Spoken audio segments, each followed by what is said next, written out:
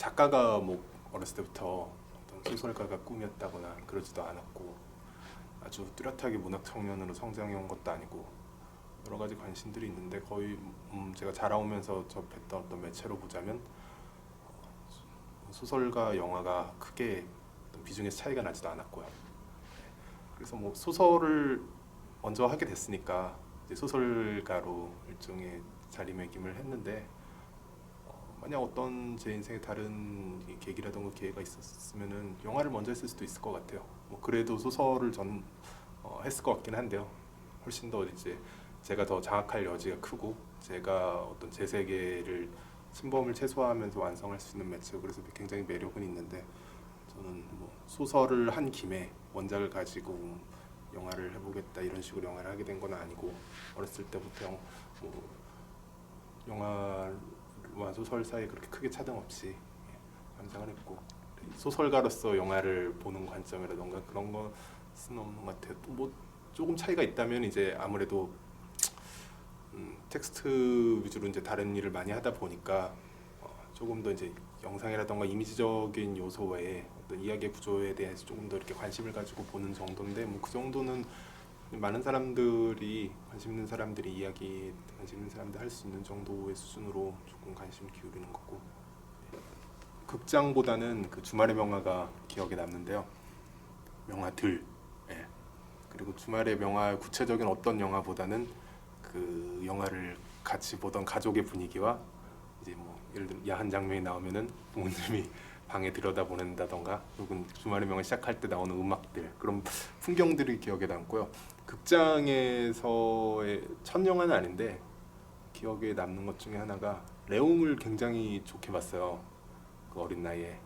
그리고 나서 그때 제가 중학교 1학년인가 2학년인가 그랬는데요. 너무 감동 깊게 보고 있는데 레옹을 주변에서 사방을 둘러싸고 팝콘을 먹고 있는 거예요. 그런데 이제 뭐 나이가 어렸으니까 돌아와가지고 제가 굉장히 길게 감상문을 쓰는데 그 팝콘이 나의 영화를 모욕했다 막 그런 종류의 이렇게 글을 썼던 기억이 나요. 팝콘을 먹는 것을 경멸했죠. 근데 지금 저도 팝콘 먹어요. 좀 어쨌든 관념적인 성향이 좀 있었다고 생각을 하고요. 또래 아이들에 비해서 또래 아이들 제 또래보다는 책을 그래도 많이 읽는 편이었고 그리고 감각을 다루는 방식에 대한 피부로 많이 와닿지 않는 부분이 있었던 것 같아요. 음악을 하는 이제 친구들 많이 만나면서 제가 기억에 남는 경험이 가이리치 영화를 그렇게 좋아하는 거예요. 화면을 잡는 방식, 아마 뭐 뮤직비디오적인 요소도 있고 그런데 그 부분에 대해서 굉장히 항상 20대 초반에 논쟁을 굉장히 많이 했어요. 나는 가이리치 뭐 그렇게 혁신적이라는 것도 모르겠고 좋은 이야기인지 모르겠다. 나이가 들어서 받아들이게 되더라고요. 그래서 사실 그런 종의 어떤 감각적인 요소는 어린 나이에 설명하지 못하고 한눈에 보고 이렇게 받아들여야 되는 건데 저는 이렇게 감각의 세계가 좀 뒤늦게 오히려 이렇게 성장한 좀 그런 케이스가 아닌가 하는 생각이 들었어요. 저한테는 좋은 영화라기보다는 어떤 이렇게 좀 경전적인 의미가 있는 영화거든요. 제 삶에서 여러 가지 종류의 가치관에 분명히 영향을 미치고 지금까지도 꾸준히 저는 생각날 때마다 보는 영화예요. 어떤 인간을 바라보는 관점이라든지 그런 것들 그리고 이제 영화 가운데 중간에 포레스트 검프가 가출을 하잖아요. 근데 저도 비슷한 가출의 시기가 있었거든요. 그때 굉장히 포레스트 검프의 궤적을 쫓아서 무작정 걸었어요. 그랬던 경험들, 그런 생각들, 그리고 제 삶의 어떤 쫓아가는 지점들.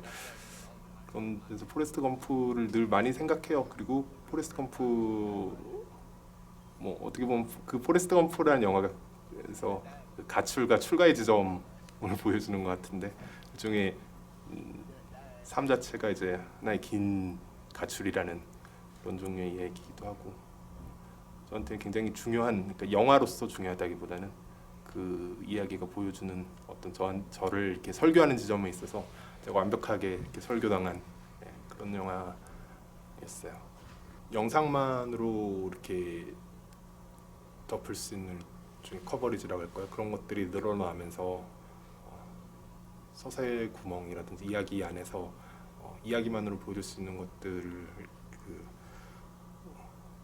좀 눈치고 넘어갈 수 있는 그런 여지가 커졌고, 그런 영화들이 많이 나오고 있는 건 사실인데, 결국에는 저는 어떤 영화든, 그리고 사실 영화를 넘어서 어떤 매체든 그 매체의 어떤 기술적인 특성들은 있지만은 그 안에 결국은 인간에 대한 이야기를 담고 인간을 설득하는 이야기가 본질이고, 그것이 사라질 리도 없고, 그리고 결국에 좋은 영화라는 것, 좋은 이야기는 거기서 열정이 난다고 생각을 하거든요.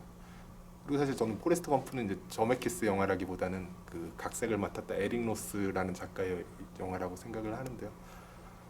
늘 그 벤자민 버튼의 시간은 거꾸로 간다도 각색을 했고, 포레스트 검프 자체도 사실 굉장히 기술적인 요소들이, 그 당시는 혁신적인 요소들이 많이 들어간 영화인데, 어쨌든 그것들은 부수적인 부분이고, 항상 그 인간에 대한 그 작가의 관점이 분명하고, 그리고 그것을 어떻게 설득시켜야 하는지를 너무나 잘 알고 있고, 저는 그런 이야기가 결국 좋은 이야기인 것 같아요.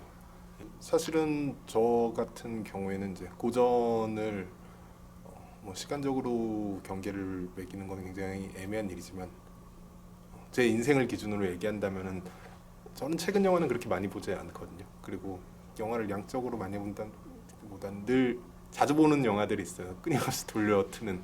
제 인생을 기준으로 봤을 때는 그 여전히 고전으로 남아 있는, 예, 그런 거고.